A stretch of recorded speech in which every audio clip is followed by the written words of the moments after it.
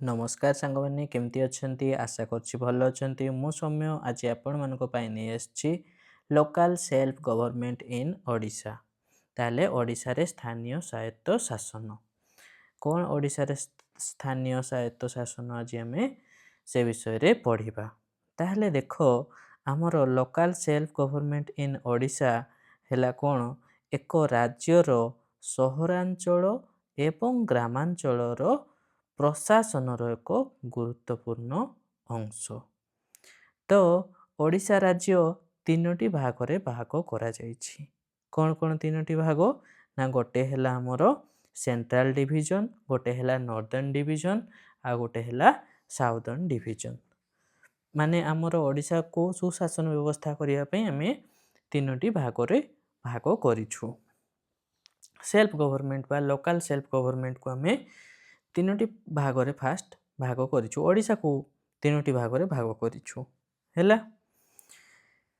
ताहले देखो आमर ये जो कौन अच्छी ना ओडिशा ग्राम पंचायत एक्ट 1948 बा ओडिशा ग्राम पंचायत अधिनियम 1948 हेउछि राज्य रे ग्राम पंचायत रो गठन क्षमता एवं तालिका कार्यकारिता पाई प्रथम आईन। कोटा प्रथम आईन ताहले ओडिशा ग्राम पंचायत अधिनियम बा जहाको आमे कहि थाउ ओडिशा ग्राम पंचायत एक्ट 1948 हैला। ताहले एबे चलो आमे देखिबा कि आम जो ओडिशा को आमे तीनोटी विभाग रे भाग करिछु तो सेगुडा कौन कौन। ताहले देखो कौन कौन ना देख ओडिशा स्थानीय प्रशासन रो प्रथम पदक्षेप होउछि ओडिशा को तीनोटी भाग रे विभक्त करिबा। ताहले तार फर्स्ट स्टेप कौन ना ओडिशा को तीनोटी भाग रे भाग करिवो। कौन कौन तीनोटी भाग रे भाग करिवो देखो गोटे हैला केंद्रीय विभाग बा आमे जाको सेंट्रल डिवीजन बोली की कहूछु।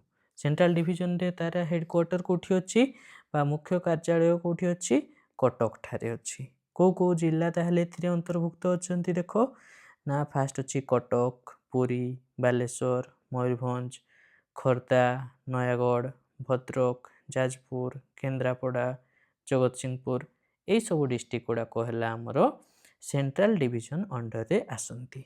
तापर सेंट्रल डिवीजन परे आमर गोटे आसे नॉर्दर्न डिवीजन। नॉर्दर्न डिवीजन बा जोटा को आमे उत्तर विभाग बोली करी कहि थाउ। ताहले कौन अच्छी देखो तार मुख्य कार्यालय है कौटी संबलपुर रे अच्छी। संबलपुर रे अच्छी तो को जिला से आमर नॉर्दर्न डिवीजन रे को जिला आसंती ना आमर आसंती संबलपुर, सुंदरगढ़, बलांगीर, ढेंकानाल, अनुगुड़, बरगढ़, सुवर्णपुर, झारसुगुड़ा, देवगढ़ आउ केन्दुझर जिला। एगुड़ा को टिके भल भाव में मार्क करिवो बेले बेले इथरो क्वेश्चन पड़े आसे हैला।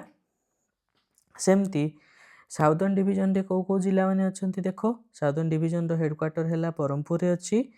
गंजाम, कंधमाल, कलाहांडी, कोरापुट, गजपति, रायगढ़, मालकानगिरी, नवरंगपुर, बौद्ध आउ नुआपड़ा यही सब डिस्ट्रिक्ट गुड़ा को आसंती आमर कोठी ना यही सब डिस्ट्रिक्ट गुड़ा को आसंती आमर साउदर्न डिवीजन रे। ताहले ओडिशा को फास्ट तीनोटी भाग रे भाग करा गला। गोटे हैला सेंट्रल डिवीजन, गोटे हैला नॉर्दर्न डिवीजन आ गोटे हैला साउदर्न डिवीजन। बुझी पारलो। ताहले यांकर हेडक्वार्टर गुड़ा मन रखिबो सेंट्रल डिवीजन रो हेले कटक आउ नॉर्दर्न डिवीजन रो संबलपुर आउ साउदर्न डिवीजन रो बरहमपुर हैला। तापरे हमें चलो देखिबा आमर पंचायती राज सिस्टम इन ओडिशा केमिति तारो कार्य केमिति तारो आरंभ होइतिला। ओडिशा रो पंचायती राज व्यवस्था केमिति आरंभ होइतिला हमें से विषय रे पे देखिबा। ताहले देखो आमर फास्ट हैला कौन ना आमे जानिछु बलवंत राय मेहता कमिटी केबे तैयारी हेइथिला। बलवंत राय मेहता कमिटी ना 1958 बा 1958 मसिया रे तैयारी हेइथिला। कोथि पई तैयारी हेइथिला ना एई पंचायती राज इंस्टीट्यूशन करिया पई एई बलवंत राय मेहता कमिटी तैयारी हेइथिला। ହେଲା। ଦେଖ 1958 ମସିହାରେ ବଲବନ୍ତ ରାୟ ମେହେଟା କମିଟି ପଞ୍ଚାୟତି ରାଜ ଅନୁଷ୍ଠାନ ଗଠନ କରିବା ପାଇଁ ନିର୍ଦ୍ଦେଶ ଦେଇଥିଲେ। ତାପରେ କ'ଣ ହେଲା ନା 1961 ମସିହାରେ ବା 1961ରେ ଗୋଟେ ଆମର 3 ଟାୟାର ସିଷ୍ଟମ ବା ଯାହାକୁ ଆମେ ତ୍ରିସ୍ତରୀୟ ପଞ୍ଚାୟତି ରାଜ ବ୍ୟବସ୍ଥା ବୋଲି କରି କହୁଛୁ ତାହା ପ୍ରତିଷ୍ଠା କରାଯାଇଥିଲା। କେବେ ନା 1961ରେ 3 ଟାୟାର ସିଷ୍ଟମ ହେଲା। କ'ଣ 3 ଟାୟାର ସିଷ୍ଟମ ଆମେ ଦେଖିବା ପରେ ଦେଖିବା ହେଲା। ଯେମିତିକି ଆମର ଫାଷ୍ଟ ଆସିଲା ଜିଲ୍ଲା ପରିଷଦ, ତାପରେ ପଞ୍ଚାୟତ ସମିତି, ତାପରେ ପଞ୍ଚାୟତ, ସେଗୁଡ଼ା ହେଲା 3 ଟାୟାର ସିଷ୍ଟମ। ସେଇଟା କେବେ ତିଆରି ହେଇଥିଲା ନା 1961 ମସିହାରେ ତିଆରି ହେଇଥିଲା। ତାପରେ ମାର୍ଚ୍ଚ 1991ରେ ଓଡ଼ିଶା ବିଧାନସଭା 3ଟି ପଞ୍ଚାୟତ ବିଲ୍ ପାରିତ କରିଥିଲେ। କ'ଣ 3ଟି ପଞ୍ଚାୟତ ବିଲ୍ ପାରିତ କରିଥିଲେ ନା ଗୋଟେ ହେଲା ଓଡ଼ିଶା ଜିଲ୍ଲା ପରିଷଦ ବିଲ୍ 1991, ଓଡ଼ିଶା ପଞ୍ଚାୟତ ସମିତି ବିଲ୍ 1991 ଆଉ ଓଡ଼ିଶା ଗ୍ରାମ ପଞ୍ଚାୟତ ବିଲ୍ 1991। 3 ଟାୟାର ସିଷ୍ଟମ କହୁଛେ। 3 ଟାୟାରରେ ଆମର କିଏ କିଏ ଆସେ?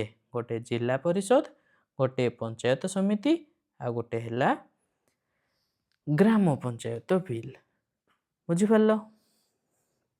ତାପରେ ନେକ୍ସଟ ଦେଖ ଓଡ଼ିଶା ବିଧାନସଭା 1994, 1995 ଏବଂ 1997ରେ ବର୍ତ୍ତମାନର ତ୍ରିସ୍ତରୀୟ ପଞ୍ଚାୟତ ବ୍ୟବସ୍ଥା ଗଠନ କରିବା ପାଇଁ ଆବଶ୍ୟକ ଆଇନ ପାରିତ କରିଥିଲେ। ତାହେଲେ ବିଲ୍ କେବେ ପାରିତ ହେଇଥିଲା? 1991ରେ। ସେଇ ବିଲ୍ଟା ଆଇନରେ କେବେ ପରିଣତ ହେଲା ନା 1994ରେ, 1995ରେ ଆଉ 1997ରେ। ବୁଝିପାରିଲ? ସେମିତି ଦେଖ ତାପରେ ନେକ୍ସଟ କ'ଣ ହେଲା? ନେକ୍ସଟ ଦେଖ ଏହି ବ୍ୟବସ୍ଥାରେ ଶୀର୍ଷରେ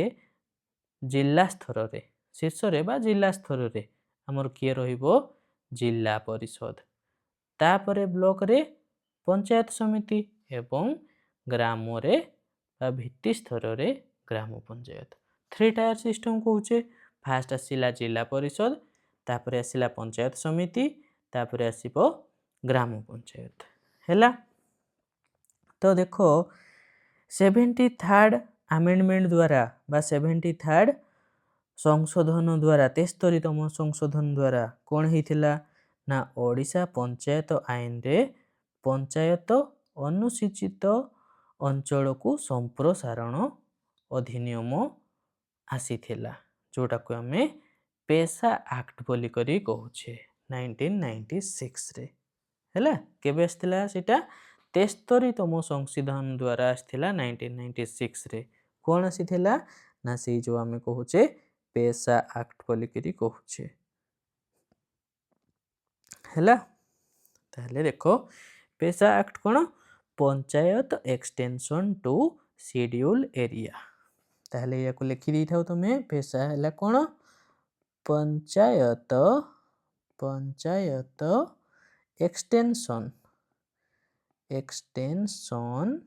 ଟୁ ସିଡ୍ୟୁଲ ଏରିଆ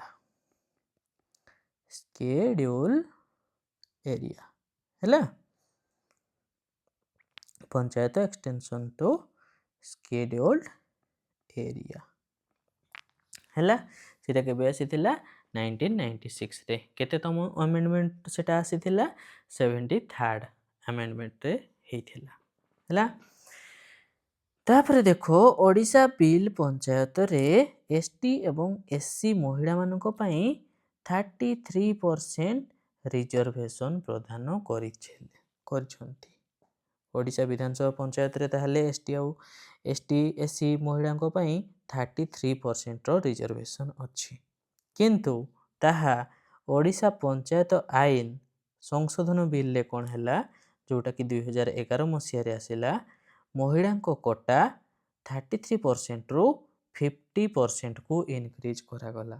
ଫାଷ୍ଟ ତ ଆମର 33% ଥିଲା ତାଙ୍କର ରିଜର୍ଭେସନ, କିନ୍ତୁ ଆମର 2011ରେ ତାକୁ ଆଉ ଥରେ ଆମେଣ୍ଡମେଣ୍ଟ କରାଗଲା ଆଉ ତାହା ରିଜର୍ଭେସନ କେତେକୁ ଗଲା?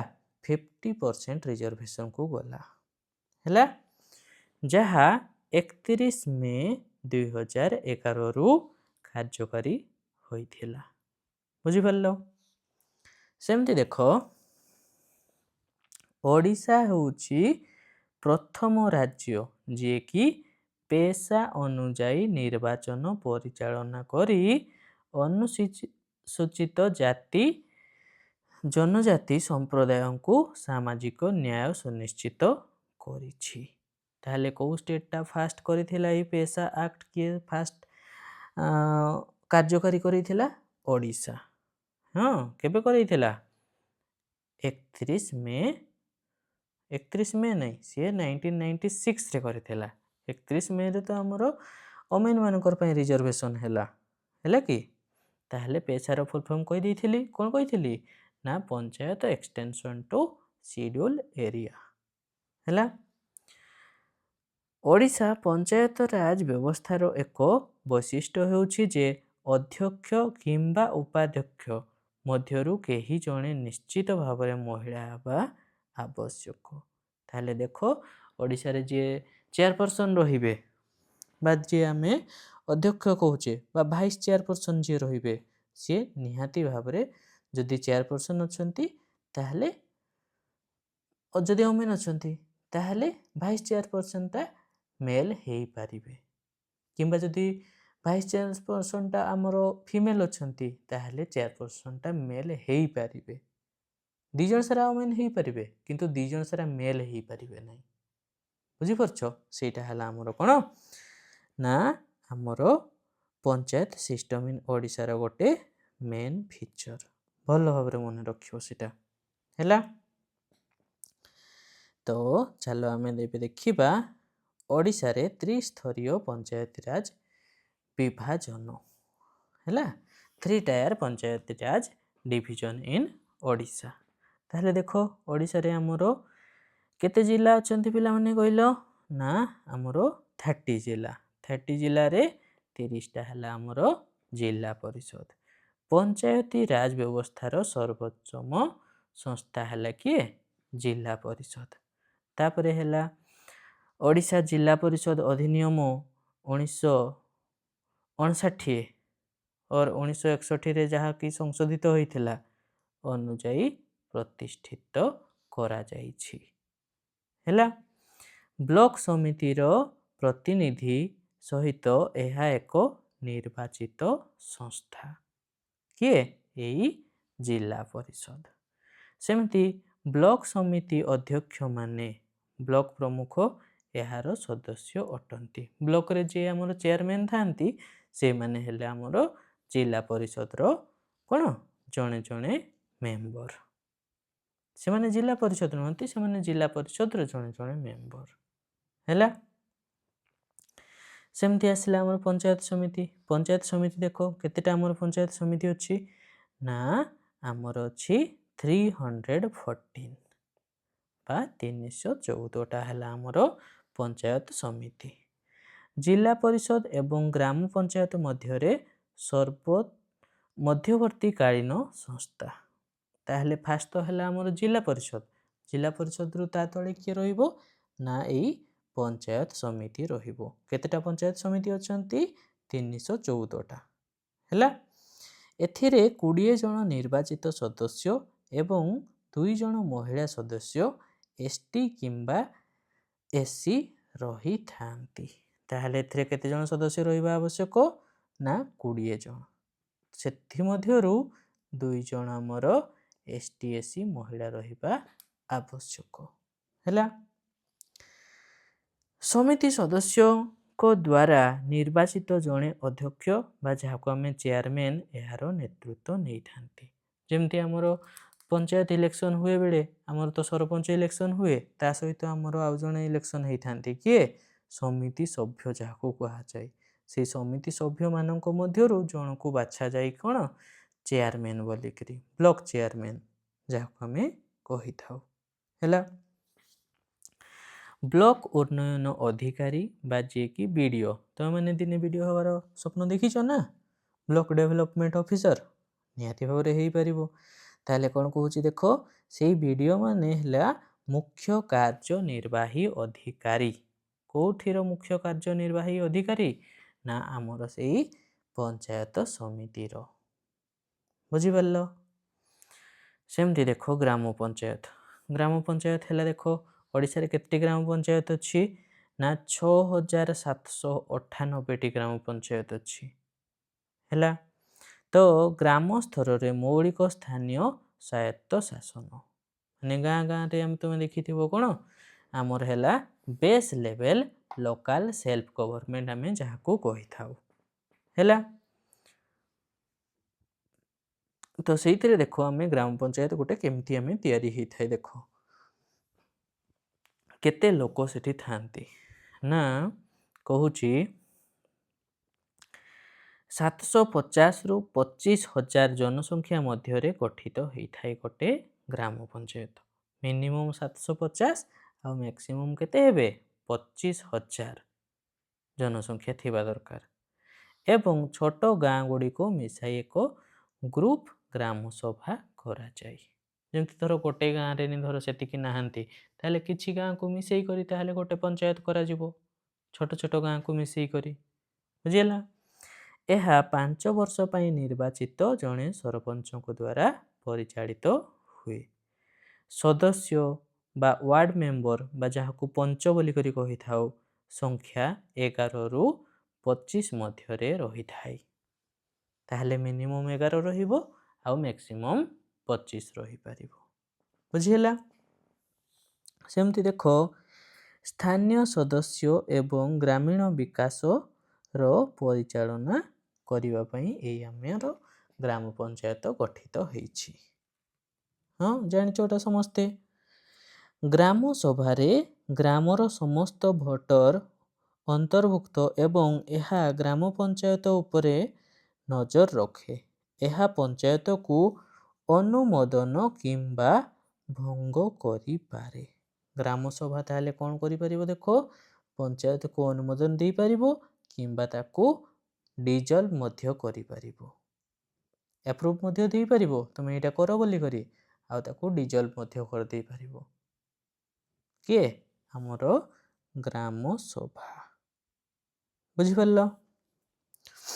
सेमती तापरे देख आमर किछि ट्राइबल ब्लॉक विषय रे हमें पढ़िबा। ट्राइबल ब्लॉक देख ओडिशा रे 12टी जिला अच्छी जोथिरे यथेष्ट आदिवासी जनसंख्या रहिछंती। केतटी जिला अछि ताहले 12टी जोथिरे कि हमर यथेष्ट आदिवासी जनसंख्या रहिछंती।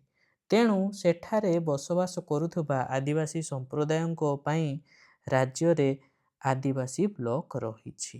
ताहले 12टी जिला रे ढेर सारा आदिवासी अछंती तो तांको ପାଇଁ हमर कोन हेछि आदिवासी ब्लॉक मध्य रहिछि।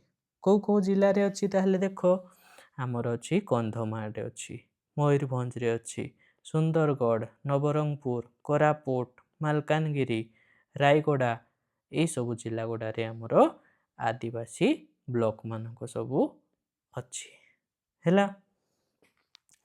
आंशिक भावे अंतर्भुक्त जिला गुड़ी कहला को गुडा ना बालेश्वर, केन्दुझर, संबलपुर, गजपति, कलाहांडी तो ये गुडा है आमर आंशिक भाव में अच्छा आ सब बेसी कौड़े अच्छा कंधमाल, मयूरभंज, सुंदरगढ़, नवरंगपुर, कोरापुट ये सब बेसी अच्छा बुझिपार। तापर देख ओडिशा रे सहरांचल स्थानीय संस्था बा जहाँ को आम urban local body in Odisha बोले कि कही था। कौन अर्बन लोकल बॉडी देख तो ये सब तो आम देखिले गाँ मानक कौन करा जिवो ताहले सहर मानक पई भी तो किछि व्यवस्था थिबो ना सहर मानक पई व्यवस्था नथिबो तांको पई भी व्यवस्था थिबो ताहले तांको पई कौन व्यवस्था अछि हमें देखिबा हैला। देखो सहरांचल संस्था गुड़ी को ओडिशार सहर गुड़िकर देखाशुना करती सेथिरे महानगर निगम, पौरपालिका, विज्ञापित अंचल परिषद अंतर्भुक्त जमती गाँ मानक आमर पंचायत, पंचायत समिति, जिला परिषद सेमती सहर मानक कौन कौन अच्छी देख ना विज्ञापित अंचल अच्छी, पौरपालिका अच्छी, महानगर निगम अच्छी ହେଲା। କିନ୍ତୁ ସେଗୁଡ଼ା ଥିଲା ପଞ୍ଚାୟତରେ 3 tier ସିଷ୍ଟମ୍ ଥିଲା, କିନ୍ତୁ ସହରାଞ୍ଚଳରେ ସେଗୁଡ଼ା ନାହିଁ। ସହରାଞ୍ଚଳରେ ଆଇଦର ସିଏ ମହାନଗର ନିଗମ ହେଇଥିବ, ନହେଲେ ପୌରପାଳିକା ହେଇଥିବ, ନହେଲେ ବିଜ୍ଞାପିତ ଅଞ୍ଚଳ ହେଇଥିବ।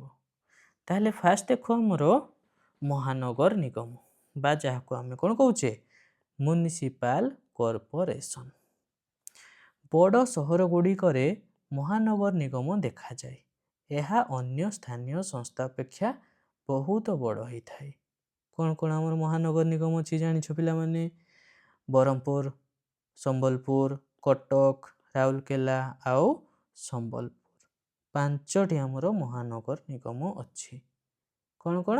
ବ୍ରହ୍ମପୁର ଅଛି, ଭୁବନେଶ୍ୱର ଅଛି, କଟକ ଅଛି, ରାଉରକେଲା ଅଛି ଆଉ ସମ୍ବଲପୁର ଅଛି। ହେଲା। ତାହେଲେ ଏହି ମହାନଗର ନିଗମରେ ଜଣେ ମେୟର ଥାନ୍ତି। ସିଧାସଳଖ ସିଏ ନିର୍ବାଚିତ ହୁଅନ୍ତି। ସେ ଅଞ୍ଚଳର ଲୋକମାନଙ୍କ ଦ୍ୱାରା ସିଏ ମେୟର ଯିଏ ଥାନ୍ତି ସିଏ ସିଧାସଳଖ ନିର୍ବାଚିତ ହେଇଥାନ୍ତି। ଆଉ କାଉନସିଲର ମାନଙ୍କ ମଧ୍ୟରୁ ଜଣେ ଉପମେୟର ମଧ୍ୟ ନିର୍ବାଚିତ ହୁଅନ୍ତି। ଆଉ ସେଠି କାଉନସିଲର ମଧ୍ୟ ନିର୍ବାଚିତ ହେଇଥାନ୍ତି। ସେଇ କାଉନସିଲର ମାନଙ୍କ ମଧ୍ୟରୁ ଜଣେ ଉପମେୟର ନିର୍ବାଚିତ ହେଇଥାନ୍ତି। ହେଲା। କାଉନସିଲର ମାନେ ସାଧାରଣତଃ 5 ବର୍ଷ ପାଇଁ ନିର୍ବାଚିତ ହୁଅନ୍ତି ଏବଂ ନିଜ ନିଜ ୱାର୍ଡ ପାଇଁ ଦାୟୀ ରହିଥାନ୍ତି। ତାହେଲେ ଆମର ଯେମିତି ଗାଁ ମାନଙ୍କରେ ପଞ୍ଚାୟତରେ ୱାର୍ଡ ମେମ୍ବର ଥାନ୍ତି, ତାହେଲେ ସହରାଞ୍ଚଳ ମାନଙ୍କରେ କ'ଣ ଥିବେ? କାଉନସିଲର ମାନେ ଥାନ୍ତି। ସେମାନେ ତାଙ୍କର ୱାର୍ଡର ଦାୟିତ୍ୱ ସେମାନେ ବୁଝନ୍ତି। ହେଲା।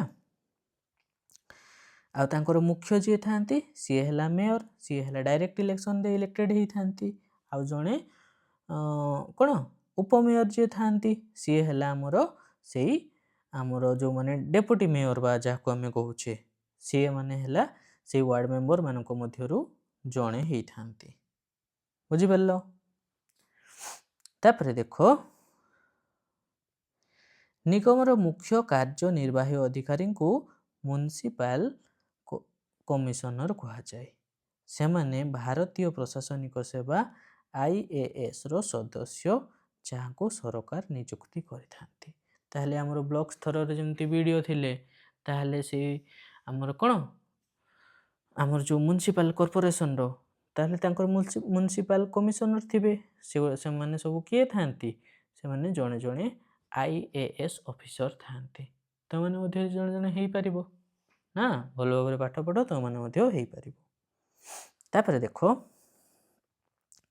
ଡେପୁଟି କମିଶନର, ମୁଖ୍ୟ ଯନ୍ତ୍ରୀ ଏବଂ ସଚିବ ହେଉଛନ୍ତି ନିଗମ ଦ୍ୱାରା ନିଯୁକ୍ତ ଅନ୍ୟ ଉଚ୍ଚ ଅଧିକାରୀ। କିଏ କିଏ ଥାନ୍ତି? ତାହେଲେ ଜଣେ ଡେପୁଟି କମିଶନର ଥିବେ, ଜଣେ ମୁଖ୍ୟ ଯନ୍ତ୍ରୀ ଯେଉଁ ଆମେ PWD ଡିପାର୍ଟମେଣ୍ଟ କହିଥାଉ ନା କି, ଆଉ ଜଣେ ଜଣେ ସଚିବ ଥାନ୍ତି। ସେମାନେ ହେଲେ ଅନ୍ୟ ସବୁ ଅଧିକାରୀମାନେ। ତାହେଲେ ଦେଖ ମହାନଗର ନିଗମର କାର୍ଯ୍ୟ କ'ଣ କ'ଣ ସିଏ କାମ କରେ ନା, ସିଏ ଜନସ୍ୱାସ୍ଥ୍ୟ ଓ ଜଳ ଯୋଗାଣ ପାଇଁ କାମ କରେ, ମ୍ୟୁନିସିପାଲ ଅଫିସ ଏବଂ ବଜାର ରକ୍ଷଣାବେକ୍ଷଣ ପାଇଁ କାମ କରେ, ରାସ୍ତାଘାଟରେ ଆଲୋକ ବ୍ୟବସ୍ଥା କରିଥାଏ, ଆଉ ପ୍ରାଥମିକ ଶିକ୍ଷା ପ୍ରଦାନ କରିଥାଏ। ହେଲା। ସେମିତି ପୌରପାଳିକା ମ୍ୟୁନିସିପାଲିଟିଜ। ତାହେଲେ ଦେଖ ଆମେ ୟା ପୂର୍ବରୁ କ'ଣ ପଢ଼ିଲେ? ଆମେ ୟା ପୂର୍ବରୁ ପଢ଼ିଲେ ମ୍ୟୁନିସିପାଲ କର୍ପୋରେସନ। ଆଉ ଏବେ ପଢ଼ିବା ମ୍ୟୁନିସିପାଲିଟିଜ। କ'ଣ ମ୍ୟୁନିସିପାଲିଟିଜ ଅଛି ଦେଖ। ତାହେଲେ 74th ସମ୍ବିଧାନ ସଂଶୋଧନ ଅଧିନିୟମ ଅନୁଯାୟୀ ପୌରପାଳିକା ପ୍ରତିଷ୍ଠା କରାଯାଇଛି। ଓଡ଼ିଶାରେ ଏଗୁଡ଼ିକୁ ଓଡ଼ିଶା ମ୍ୟୁନିସିପାଲ ଆଇନ 1950 ଆଧାରରେ ଗଠିତ କରାଯାଇଛି। ତାହେଲେ ଓଡ଼ିଶାରେ ଏଗୁଡ଼ା କେଉଁ ଆଇନ ଅନୁସାରେ ହେଇଛି ନା 1950 ଆଇନ ଅନୁସାରେ ହେଇଛି। ଏଟା କେତେତମ ସମ୍ବିଧାନ ଆମେଣ୍ଡମେଣ୍ଟ ହେଇଥିଲା? କନଷ୍ଟିଟ୍ୟୁସନାଲ ଆମେଣ୍ଡମେଣ୍ଟ ନା 74ତମ। ହେଲା। ଓଡ଼ିଶାରେ 54ଟି ପୌରପାଳିକା ବା ନଗରପାଳିକା ଅଛି। ସେଥିରୁ କିଛି ଗୁଡ଼ା ହେଲା ଯେମିତି ଅନୁଗୁଳ, ବାଲେଶ୍ୱର, ଯାଜପୁର, ପାରାଦୀପ, ତାଳଚେର, ଭବାନୀପାଟଣା, ଦେବଗଡ଼, ଫୁଲବାଣୀ, ଏଗୁଡ଼ା ହେଲା କିଛି ଆମର ଏକ୍ଜାମ୍ପଲ ଗୁଡ଼ା। ତାହେଲେ ଟୋଟାଲ କେତେଟି ଅଛନ୍ତି ନା 54ଟି। ହେଲା। ପୌରପାଳିକାରେ ଅଧ୍ୟକ୍ଷ, ଉପାଧ୍ୟକ୍ଷ ଏବଂ କାଉନସିଲର ମାନେ ରାଜ୍ୟ ବିଧାନସଭା ଆଇନ ଅନୁଯାୟୀ ସ୍ଥିର କରାଯାଇଥାଏ। କାଉନସିଲର ମାନେ ଲୋକଙ୍କ ଦ୍ୱାରା 5 ବର୍ଷ ପାଇଁ ସିଧାସଳଖ ନିର୍ବାଚିତ ହୁଅନ୍ତି। ଆଉ ଏଥିରେ 1/3 ପଦବୀ ମହିଳାଙ୍କ ପାଇଁ ସଂରକ୍ଷିତ, 1/3। କିନ୍ତୁ ଗ୍ରାମାଞ୍ଚଳରେ କେତେ ପରସେଣ୍ଟ ଆମେ ପଢ଼ିଲେ? 50%। ବୁଝିପାରିଲ? ସେଇଟା କେବେ ହେଇଥିଲା?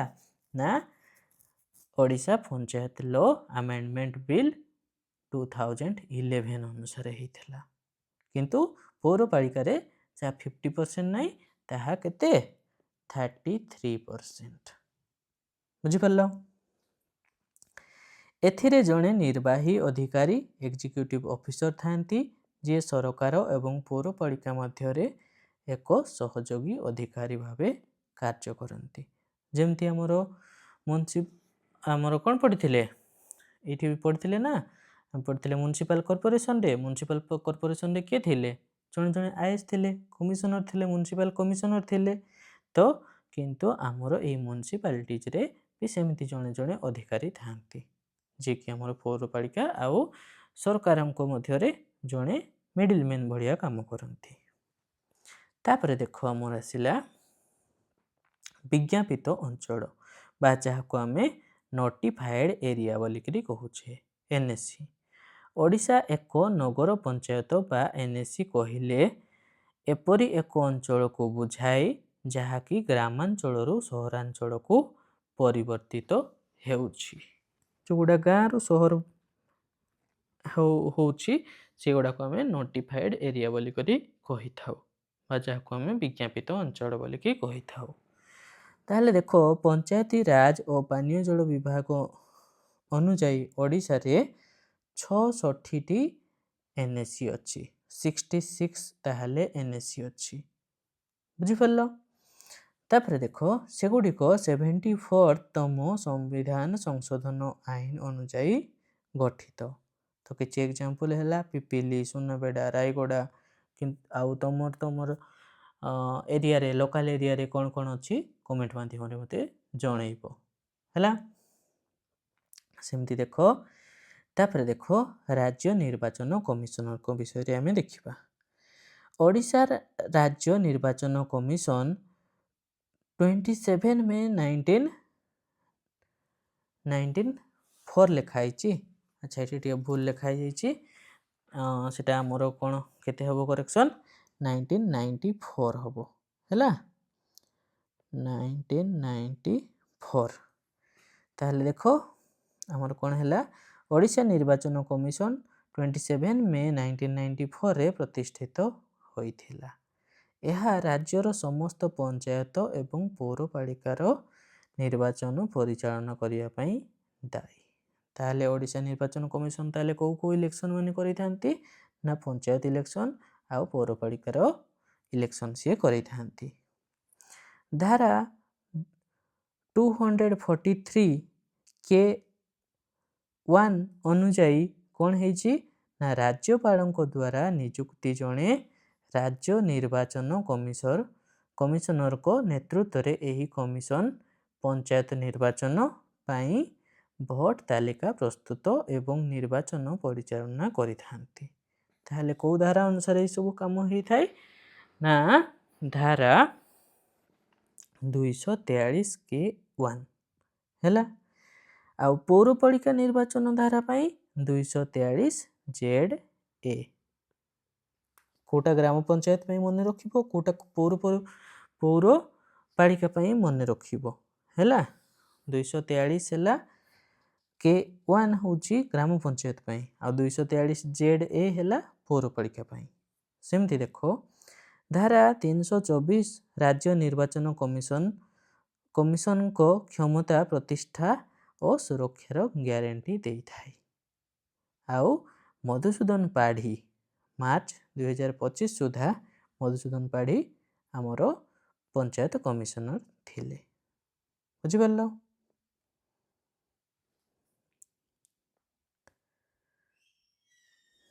କାଲି ମଧ୍ୟ ଆମେ ଓଡ଼ିଶା ଲୋକାୟୁକ୍ତ ବିଷୟରେ ପଢ଼ିଥିଲେ, ହେଲା। ଓଡ଼ିଶା ଜୁଡ଼ିସିଆରୀ ବିଷୟରେ ପଢ଼ିଥିଲେ, ସେତେବେଳକୁ ଓଡ଼ିଶା ଲୋକାୟୁକ୍ତ ପଢ଼ିଥିଲେ। ତାହେଲେ ଦେଖ, ଓଡ଼ିଶା ଲୋକାୟୁକ୍ତ ହେଉଛି ଏକ ସ୍ୱାଧୀନ ଦୁର୍ନୀତି ନିବାରଣ ସଂସ୍ଥା। ସ୍ୱାଧୀନ ଦୁର୍ନୀତି ନିବାରଣ ସଂସ୍ଥା ଯାହା ଓଡ଼ିଶା ଲୋକାୟୁକ୍ତ ଅଧିନିୟମ 2014 ଅନୁଯାୟୀ ପ୍ରତିଷ୍ଠିତ। ରାଜ୍ୟର ସରକାରୀ ଅଧିକାରୀଙ୍କ ବିରୋଧରେ ଦୁର୍ନୀତି ଏବଂ ଅସଦାଚରଣ ଅଭିଯୋଗକୁ ତଦନ୍ତ କରିଥାଏ। ହେଲା, ତାହେଲେ ମୁଖ୍ୟ ଦାୟିତ୍ୱ କ'ଣ ଦେଖ, ଏମାନେ ହେଲା ସରକାରୀ କର୍ମଚାରୀଙ୍କ ବିରୋଧରେ ଦୁର୍ନୀତି ଅଭିଯୋଗର ତଦନ୍ତ କରିବାରେ ୟାଙ୍କର ହେଲା କାମ। ଆଉ ଏମାନେ ସ୍ୱମୋଟ ମାନେ କାର୍ଯ୍ୟାନୁଷ୍ଠାନ ଗ୍ରହଣ କରିଥାନ୍ତି। ସ୍ୱମୋଟ ମାନେ ଏମାନଙ୍କୁ କେହି କମ୍ପ୍ଲେନ୍ ନ କଲେ ମଧ୍ୟ ଏମାନେ ଯଦି ଦେଖିଲେ କ'ଣ ହେଇଛି ନା କିଛି ଦୁର୍ନୀତି ହେଉଛି, ତାହେଲେ ସେମାନେ ନିଜେ ସେମାନେ ଷ୍ଟେପ୍ ନେବେ। ବୁଝିଲା, ସେମାନେ କୌଣସି କମ୍ପ୍ଲେନ୍କୁ ସେମାନେ ୱେଟ୍ କରିବେ ନାହିଁ। ତାହାକୁ ଆମେ ସ୍ୱମୋଟ ବୋଲିକି କହିଥାଉ।